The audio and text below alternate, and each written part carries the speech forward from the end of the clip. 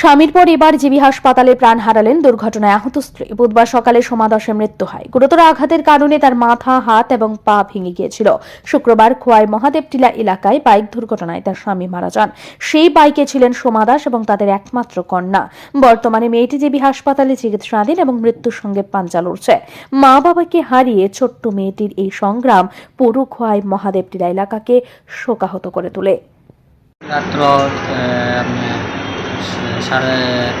12:30 দিকে আমার 12:20 দিকে আমার নার্সে সিকিউরিটি গাড়ি রাখতেছে। আমি দেখছি ডাক্তার আমার অফিসে শ্বাস প্রশ্বাস বন্ধ হয়ে গেছে, শরীরে কোনো রেসপন্স দিতেছে না। তাই নিয়ে খুবই সিরিয়াস অবস্থা। আমি 10 মিনিট পরে আমি একটা ইসিএস করতে গেলে ডাক্তার ইসিএস করতে গেলে আমি জানাইতেছি। আমি বলছি ম্যাডাম কি সে মারা গেছে, ওইটা পাইপটা দিতে পারো। ম্যাডাম বাড়ি সবাই বলতে হব বুদ্ধ করে আমার এখানে মারা গেছে। ঘটনাটা কবে হয়েছিল?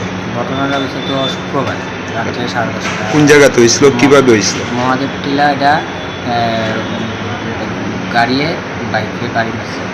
তারা কোন জায়গাতে আইতেছে? তারা মহাদেবটিলা মধ্যপন্থীর থেকে বেলতুলি যাওয়ার উনার যে স্বামী, উনার কি ঘটনাস্থলে মৃত্যু হয়েছিল? ঘটনাস্থলে স্পটে। আর উনার কবে মৃত্যু হয়েছে? সোমা দাস যে উনার মৃত্যু হয়েছে আজকে ভোর 12:30। উনার সঙ্গে তো মেয়েও আসছিল। মেয়ের অবস্থা কিরকম? মেয়ের মরটা তো পাওয়াটা তো ভেঙে গেছে, আর হাতও ভাঙছে।